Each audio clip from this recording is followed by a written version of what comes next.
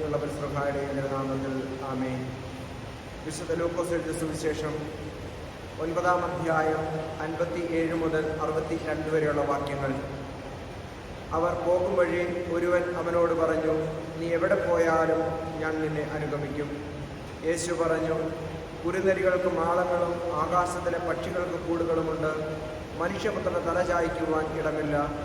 അവൻ വേറൊരുവനോട് പറഞ്ഞു, എന്നെ അനുഗമിക്കുക. അവൻ പറഞ്ഞു, കർത്താവേ, ഞാൻ ആദ്യം പോയി എൻ്റെ പിതാവിനെ സംസ്കരിക്കാൻ അനുവദിച്ചാലും. അവൻ പറഞ്ഞു, മരിച്ചവർ തങ്ങളുടെ മരിച്ചവരെ സംസ്കരിക്കട്ടെ, നീ പോയി ദൈവരാജ്യം പ്രസംഗിക്കുക. മറ്റൊരുവൻ പറഞ്ഞു, കർത്താവേ, ഞാൻ നിന്നെ അനുഗമിക്കാം, പക്ഷേ ആദ്യം പോയി എൻ്റെ വീട്ടുകാരോട് വിട വാങ്ങുവാൻ അനുവദിക്കണം.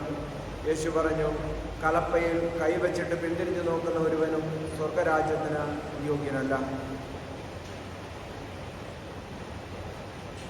ക്രൈസ്തവ ജീവിതം ആവശ്യപ്പെടുന്ന ത്യാഗങ്ങളെക്കുറിച്ചാണ് ഇന്നത്തെ സുവിശേഷ ഭാഗം നമ്മോട് പറയുക. ഒന്നാമൻ അതിര് കവിഞ്ഞ ആത്മവിശ്വാസത്തോടുകൂടി യേശുവിനെ സമീപിക്കുന്നു. നീ എവിടെ പോയാലും ഞാൻ നിന്നെ അനുഗമിക്കുമെന്ന് അവൻ പറയുകയും ചെയ്യുന്നു. എന്നാൽ വീടിൻ്റെ ഭദ്രതയോ സുരക്ഷിതത്വമോ മാത്രമല്ല, പക്ഷിമൃഗാദികൾക്ക് ഉള്ള സുഖസൗകര്യങ്ങളോ പോലുമോ തനിക്ക് ലഭിക്കുകയില്ല എന്ന് തിരിച്ചറിയുമ്പോൾ അവൻ വ്യസനത്തോടെ പോകുകയാണ്. യേശു തമ്പുരാൻ അവനോട് പറയുകയാണ്, കുറെ ത്യാഗങ്ങൾ നീ ഏറ്റെടുക്കേണ്ടി വരുമെന്ന്. അത് കേൾക്കുമ്പോൾ അവൻ പിന്തിരിഞ്ഞു പോകുന്നു. രണ്ടാമൻ്റെ ജീവിതത്തിലേക്ക് കടന്നു വരുമ്പോൾ യേശു അവന് ന്യായമായ ചില അവകാശങ്ങൾ പോലും ത്യജിക്കുവാൻ ആവശ്യപ്പെടുകയാണ്.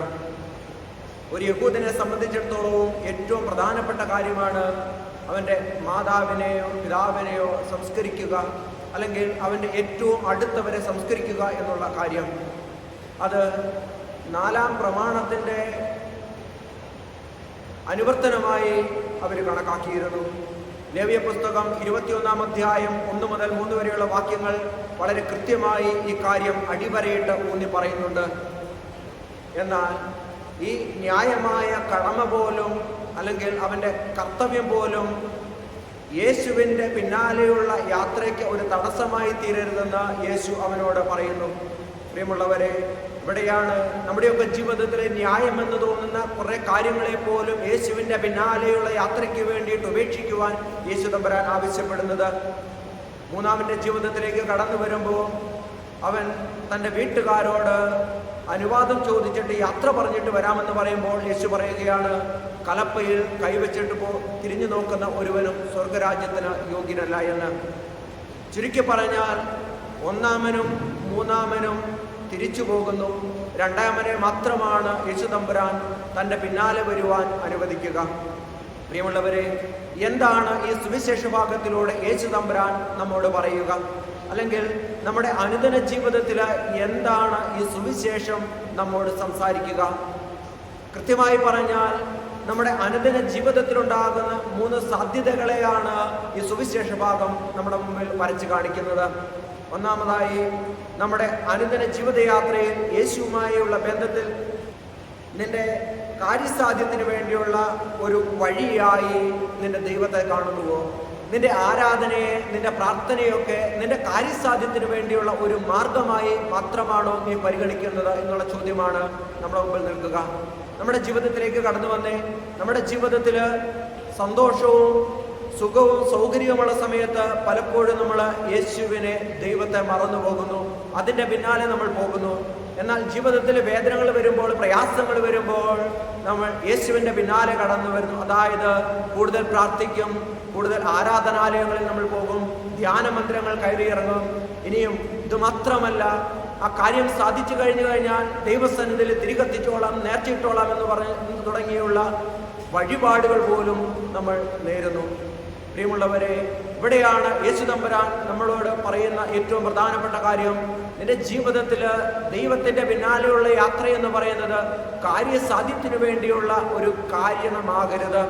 മറിച്ച് അനുദിന ജീവിതത്തിൽ എപ്പോഴും നിനക്ക് നിന്റെ ദൈവത്തെ അനുഗമിക്കുവാൻ നിനക്ക് സാധിക്കണമെന്നുള്ളത്. രണ്ടാമതായി, നമ്മുടെ ജീവിതത്തിലേക്ക് കടന്നു വരുമ്പോൾ ഇവിടെ യേശു തമ്പുരാൻ പറയുകയാണ്, ന്യായമെന്ന് തോന്നുന്ന കാര്യങ്ങളെ പോലും നിന്റെ ദൈവത്തെ പ്രതി ത്യജിക്കുവാൻ നിനക്ക് സാധിക്കണം. ഉദാഹരണമായി പറഞ്ഞാൽ, അബ്രഹാത്തിന് തൻ്റെ മകനെ ദൈവത്തിന് വേണ്ടി ബലിയർപ്പിക്കുവാൻ പറയുമ്പോൾ യാതൊരു മടിയും കൂടാതെ, യാതൊരു പിറുപിറുപ്പും പഴിയും പറയാതെ അക്ഷരം പ്രതി അതേറ്റെടുത്തുകൊണ്ട് എല്ലാം ദൈവം എൻ്റെ ജീവിതത്തിൽ നടത്തിത്തരുമെന്ന ഉറപ്പിൽ മുൻപോട്ട് പോകുന്ന അബ്രഹാത്തെ പോലെ, അതുമല്ലെങ്കിൽ വിവാഹമൊക്കെ ആലോചിച്ചിരിക്കുന്ന മറിയത്തോട് ദൈവത്തിൻ്റെ അമ്മയാകുവാൻ, യേശുവിൻ്റെ അമ്മയാകുവാനുള്ള വിളി ലഭിക്കുമ്പോൾ ഇതാ ഞാൻ കർത്താവിൻ്റെ ദാസി എന്ന് പറഞ്ഞുകൊണ്ട് തമ്പുരാന്റെ പിന്നാലെ പോയതുപോലെ, നമ്മുടെ ഈ കാലഘട്ടത്തിലേക്ക് കടന്നു വരുമ്പോൾ ദുഃഖത്തിൻ്റെ പാനപാത്രം കർത്താവിൻ്റെ കയ്യിൽ തന്നാൽ സന്തോഷത്തോടെ അത് ഞാൻ വാങ്ങി ദൈവത്തിന് ഹല്ലേലൂയ പാടുമെന്ന് ജീവിതത്തിലൂടെ പ്രവർത്തിച്ച് കാണിച്ച് അത് പാടിയ കൊച്ചുകുഞ്ഞു ദേവസിയെ പോലെ, ഇങ്ങനെ ജീവിതത്തിൽ ന്യായമെന്ന് തോന്നുന്ന കാര്യങ്ങളെ പോലും ദൈവത്തിനു വേണ്ടി ത്യജിക്കുവാൻ നീ തയ്യാറാണോ? മൂന്നാമതായി, ജീവിതത്തിലെ പ്രാരാബ്ദങ്ങളുടെ നിരകളും കണക്കുകളുമൊക്കെ പറഞ്ഞ് ദൈവത്തെ അനുകരിക്കുന്നവനാണോ നീ? നിന്റെ ജീവിതത്തിലെ എല്ലാ പ്രശ്നങ്ങളും മാറ്റിവെച്ചിട്ട്, നിന്റെ ജീവിതത്തിലെ എല്ലാ തിരക്കുകളും മാറ്റിവെച്ചിട്ട് നിന്റെ ദൈവത്തെ അനുഗമിക്കുവാൻ നീ തയ്യാറാണോ? നമ്മുടെ ജീവിതം ഒന്ന് എടുത്തു നോക്കിക്കേ. പലപ്പോഴും നമുക്ക് പ്രാർത്ഥിക്കുവാൻ സമയമില്ലാത്തത്, ദേവാലയത്തിൽ പോകുവാൻ സമയമില്ലാത്തത്, അല്ലെങ്കിൽ ദൈവസന്നിധിയിൽ അല്പസമയം ചെലവഴിക്കുവാൻ നമുക്ക് സാധിക്കാതെ പോകുന്നത് നമ്മുടെ തിരക്കുകൾ കാരണമാണ്, നമ്മുടെ പ്രാരാബ്ദങ്ങൾ കാരണമാണ്. തമ്പുരാൻ നമ്മോട് ചോദിക്കുകയാണ്, ഇതൊക്കെ മാറ്റിവെച്ചിട്ട് നിനക്ക് നിന്റെ ദൈവത്തോട് ചേർന്ന് നിൽക്കുവാൻ സാധിക്കുമോ എന്നുള്ളത്. ഇതിന്റെ നടുവിലും നിന്റെ ദൈവത്തെ ചേർത്ത് പിടിക്കുവാൻ നിനക്ക് സാധിക്കുമോ എന്നുള്ളതാണ് ഏറ്റവും പ്രധാനപ്പെട്ട ചോദ്യം. അതുകൊണ്ടാണ് തമ്പുരാൻ പറയുന്നത്, കലപ്പയിൽ കൈവച്ചിട്ട് പിന്തിരിഞ്ഞു നോക്കുന്നവൻ സ്വർഗരാജ്യത്തിന് യോഗ്യനല്ല എന്ന്. പ്രിയമുള്ളവരെ, ഇവിടെയാണ് നമ്മുടെയൊക്കെ ജീവിതത്തിൽ വെല്ലുവിളി ഉയർത്തുന്ന 3 ചോദ്യങ്ങൾ കടന്നു വരിക. നീ നിന്റെ ദൈവത്തിന് വേണ്ടിയിട്ട് ലാഭേച്ഛ കൂടാതെ, അല്ലെങ്കിൽ നിന്റെ ദൈവത്തിന് വേണ്ടിയിട്ട് നിന്റെ ജീവിതത്തിൽ എല്ലാ പ്രശ്നങ്ങളുടെയും നടുവിലും അവനെ ചേർത്ത് പിടിക്കുവാൻ നീ തയ്യാറാണോ?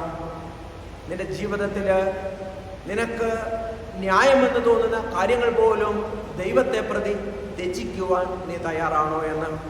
ചുരുക്കി പറഞ്ഞാൽ, നിന്റെ ദൈവത്തിന് വേണ്ടിയിട്ട് വില നൽകിക്കൊണ്ട് അവൻ്റെ പിന്നാലെ പോകുവാൻ നിനക്ക് സാധിക്കും. എന്ത് വിലയാണ് നിന്റെ ദൈവത്തിന് വേണ്ടിയിട്ട് നീ നൽകുക? ഇതാണ് നമ്മുടെ ജീവിതത്തിൽ ഏറ്റവും പ്രധാനപ്പെട്ട ചോദ്യം. പ്രിയമുള്ളവരെ, ഗാന്ധിജി ഈ കാലഘട്ടത്തിലെ യുവതലമുറയുടെ ഏറ്റവും പ്രധാനപ്പെട്ട പ്രശ്നങ്ങളെ പറ്റി പറയുമ്പോൾ എടുത്തു പറയുന്ന ഒരു കാര്യം ഇതാണ്: ത്യാഗ മനോഭാവം ഇല്ലാത്തതാണ് ഈ കാലഘട്ടത്തിൻ്റെ ഏറ്റവും വലിയ പ്രശ്നം എന്നുള്ളത്. അതുകൊണ്ട് ത്യാഗമെന്ന് പറഞ്ഞാൽ നീ കൊടുക്കുന്ന വിലയാണ്, നീ കൊടുക്കുന്ന വിലയാണ്.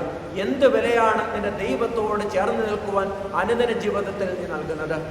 പ്രിയമുള്ളവരെ, ദാവീദ് എന്ന ആ വലിയ രാജാവ് തൻ്റെ ശമൂവേൽ പ്രവചനം 2-ാം അധ്യായം 24-ാം അധ്യായത്തിൻ്റെ അവസാനം അരവനയുടെ മെതിക്കളം വാങ്ങുവാൻ, ദൈവത്തിന് ബലിയർപ്പിക്കുവാൻ അരവനയുടെ മെതിക്കളം വാങ്ങുവാൻ പോകുന്ന ഒരു രംഗമുണ്ട്.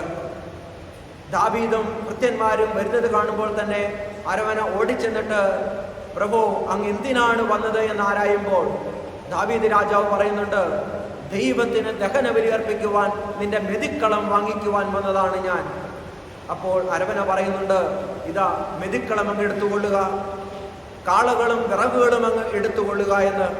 എന്നാൽ ദാവീദ് പറയുന്ന ഒരു കാര്യമുണ്ട്, വില കൊടുക്കാത്ത ഒരു ബലി എൻ്റെ ദൈവത്തിന് ഞാൻ അർപ്പിക്കുകയില്ല, എനിക്ക് ചിലവില്ലാത്ത ഒരു ബലി എൻ്റെ ദൈവത്തിന് ഞാൻ അർപ്പിക്കുകയില്ല എന്ന്. പ്രിയമുള്ളവരെ, ഇത് തന്നെയാണ് ബലിയുടെ ഏറ്റവും പ്രധാനപ്പെട്ട കാര്യമെന്ന് പറയുക. നീ എന്ത് വിലയാണ് നിന്റെ ദൈവത്തിന് നീ നൽകുക? ഇത് തന്നെയാണ് യേശു തമ്പുരാൻ പറയുക. നീ ബലിയർപ്പിക്കുവാൻ പോകുമ്പോൾ നിന്റെ സഹോദരന് നിന്നോട് എന്തെങ്കിലും വിരോധമുണ്ട് എന്ന് നിനക്ക് തോന്നിയാൽ ബലിവസ്തു അവിടെ വെച്ചിട്ട് നിന്റെ സഹോദരനുമായി പോയി രമ്യപ്പെടുക, അതിനുശേഷം വന്ന് ബലിയർപ്പിക്കുക എന്നുള്ളത്. ഇത് നീ കൊടുക്കുന്ന ഒരു വിലയാണ്. നീ എങ്ങനെയാണ് ഇതൊരു വിലയായി നൽകുന്നത്? കാരണം നിന്റെ ഉള്ളിനുള്ളിലുള്ള വൈരാഗ്യ ബുദ്ധിയെ, നിന്റെ ഉള്ളിനുള്ളിലുള്ള ആ വലിയ സങ്കോചഭാവത്തെ നീ വിലയായി നൽകുകയാണ്. പ്രിയമുള്ളവരെ, നമ്മുടെ അനുദിന ജീവിതത്തിൽ ഇതേപോലെ ദൈവത്തിൻ്റെ പിന്നാലെ പോകുവാൻ നമ്മൾ നൽകുന്ന വില എന്താണ്? ഇങ്ങനെ വില നൽകിയെങ്കിൽ മാത്രമേ ദൈവസന്നിധിയിലേക്ക് അടുത്ത് ചെല്ലുവാൻ നമുക്ക് സാധിക്കുകയുള്ളൂ.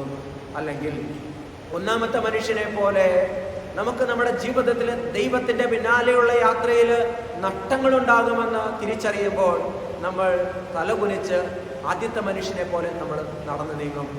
അല്ലെങ്കിൽ നമ്മുടെ ജീവിതത്തിൽ തിരക്കുകളുടെ കണക്ക് പറഞ്ഞുകൊണ്ട് നമ്മൾ അവൻ്റെ സന്നിധിയിലേക്ക് കടന്നു ചെല്ലുമ്പോൾ നമ്മളോട് അവൻ പറയും, കലപ്പയിൽ കൈവച്ചിട്ട് പിന്തിരിഞ്ഞു നോക്കുന്നവൻ സ്വർഗരാജ്യത്തിന് യോഗ്യനല്ല എന്ന്. അതുകൊണ്ട് ഈ രണ്ടുപേരുടെ മനോഭാവത്തോടെ മുൻപോട്ട് പോയാൽ ദൈവസന്നിധിയിൽ എത്തിച്ചേരുവാൻ നമുക്ക് സാധിക്കുകയില്ല. മറിച്ച് ആ രണ്ടാമത്തെ മനുഷ്യനെ പോലെ അവൻ്റെ ജീവിതത്തിലെ ന്യായമായ കാര്യങ്ങളെപ്പോലും ദൈവത്തെ പ്രതി അവൻ ത്യജിച്ചതുപോലെ നമ്മുടെ ജീവിതത്തിൽ ദൈവവുമായുള്ള ആ യാത്രയിൽ നമ്മുടെ പല സുഖ സൗകര്യങ്ങളും നമ്മുടെ ജീവിതത്തിലെ പല കാര്യങ്ങളും ത്യജിച്ചുകൊണ്ട് അവൻ്റെ പിന്നാലെ പോകുവാൻ സാധിക്കുമ്പോഴാണ് നമ്മളൊരു ഉത്തമ ക്രൈസ്തവനായി തീരുക, ഒരു ഉത്തമ ക്രിസ്ത്യാനിയായി തീരുക. അതുകൊണ്ട് ആ രണ്ടാമത്തെ മനുഷ്യനെ പോലെ ദൈവത്തെ പ്രതി കുറച്ച് ത്യാഗങ്ങൾ ഏറ്റെടുക്കുവാൻ, ദൈവത്തെ പ്രതി കുറേ കാര്യങ്ങൾ ജീവിതത്തിൽ വേണ്ടെന്ന് വെക്കുവാൻ, ദൈവത്തെ പ്രതി കുറേ കാര്യങ്ങൾ നമുക്ക് ഇഷ്ടമല്ലാത്തതുപോലും ഏറ്റെടുക്കുവാനൊക്കെ നമുക്ക് പരിശ്രമിക്കാം. അങ്ങനെ ഒരു ഉത്തമ ക്രിസ്തുവിൻ്റെ അനുയായി ആയിത്തീരുവാൻ നമുക്ക് പരിശ്രമിക്കാം. അതിന് സർവേശ്വരൻ നമ്മെ സഹായിക്കട്ടെ. പിതാവിൻ്റെയും പുത്രൻ്റെയും ജീവനുള്ള പരിശുദ്ധന്മാരുടെയും നാമത്തിൽ